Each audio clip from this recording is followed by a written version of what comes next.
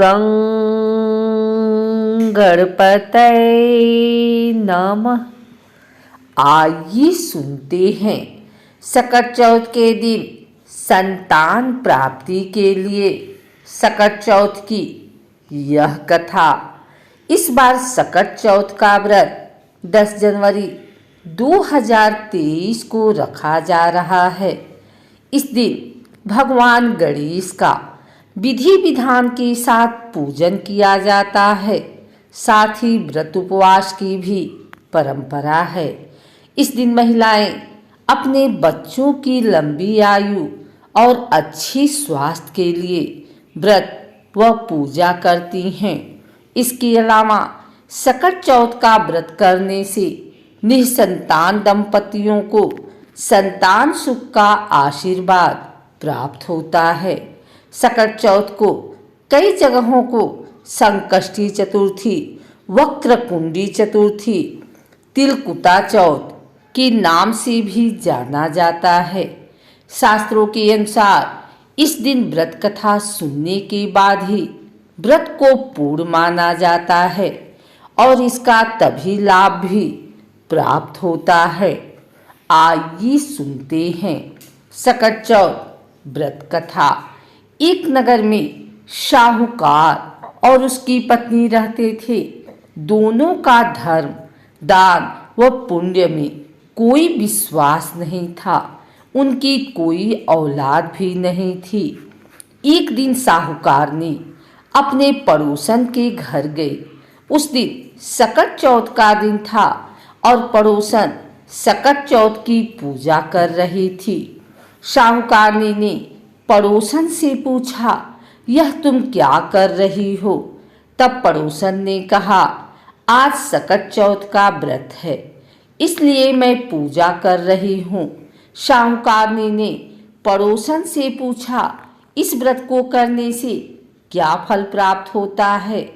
पड़ोसन ने कहा, इसे करने से धन धान्य, सुहाग और पुत्र सब कुछ मिलता है। इसके बाद साहूकारनी बोली, अगर मेरा बच्चा हो गया तो मैं 1.25 सेर तिलकुट करूंगी और चौथ का व्रत रखूंगी।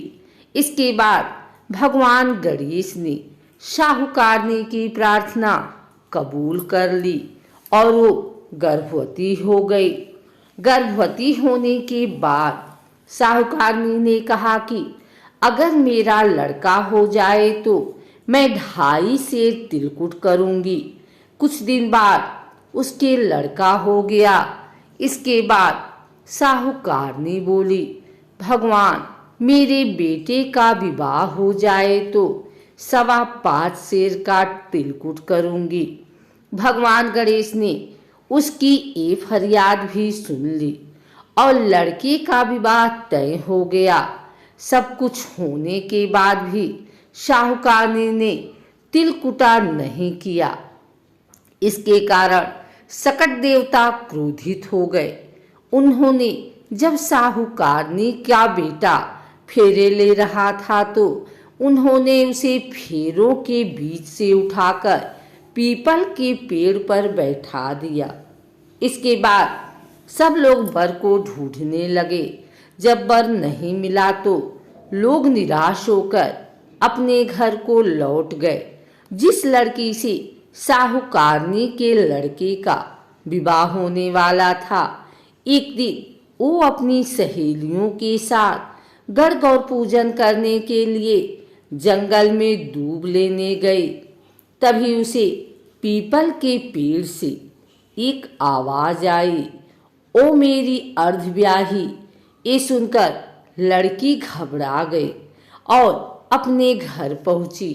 लड़की की माँ ने उससे वजह पूछी तो उसने सारी बात बताई। तब लड़की की माँ पीपल के पेड़ के पास गई और जाकर देखा तो पता चला कि पेड़ पर बैठा शख्स तो उसका जमाई है। लड़की की माँ ने जमाई से कहा कि यहाँ क्यों बैठे हो? मेरी बेटी तो अर्धब्याही कर दी, अब क्या चाहते हो? इस पर साहूकारनी का बेटा बोला कि मेरी माँ ने चौथ का तिलकुट बोला था, लेकिन अभी तक नहीं किया। सकट देवता नाराज हैं और उन्होंने मुझे यहाँ पर बैठा दिया है। ये बात सुनकर लड़की की माँ साहूकारनी के घर गई और उससे पूछा कि तुमने सकट चौथ के लिए कुछ बोला था? साहूकारनी बोली, हाँ, मैंने तिलकुट बोला था। उसके बाद साहूकारनी ने फिर कहा, हे सकट चौथ महाराज, अगर मेरा बेटा घर वापस आ जाए तो मैं 2.5 मन का तिलकुट करूंगी। इस पर गणपति ने फिर से उसे एक मौका दिया और उसके बेटे को वापस भेज दिया। इसके बाद साहूकारनी के बेटे का धूमधाम से विवाह हुआ। साहूकारनी के बेटे और बहू घर वापस आ गए। तब साहूकारनी ने 2.5 मन तिलकुट किया और बोली, हे सकट देवता, आपकी कृपा से मेरे बेटे पर आया संकट दूर हो गया और मेरा बेटा बहू सकुशल घर पर आ गए हैं। मैं आपकी महिमा समझ चुकी हूँ। अब मैं हमेशा तिलकुट करके आपका सकट चौथ का व्रत करूंगी। इसके बाद सारे नगरवासियों ने तिलकुट के साथ सकट व्रत करना प्रारंभ किया। सकट चौथ के दिन दिन भर निर्जला व्रत रखने की परंपरा है। पूजन में सुबह व्रती माताएं प्रथम देव गणपति का पूजन और ध्यान जप करना चाहिए। पीला वस्त्र पहने और पीला ही आसन बिछाएं।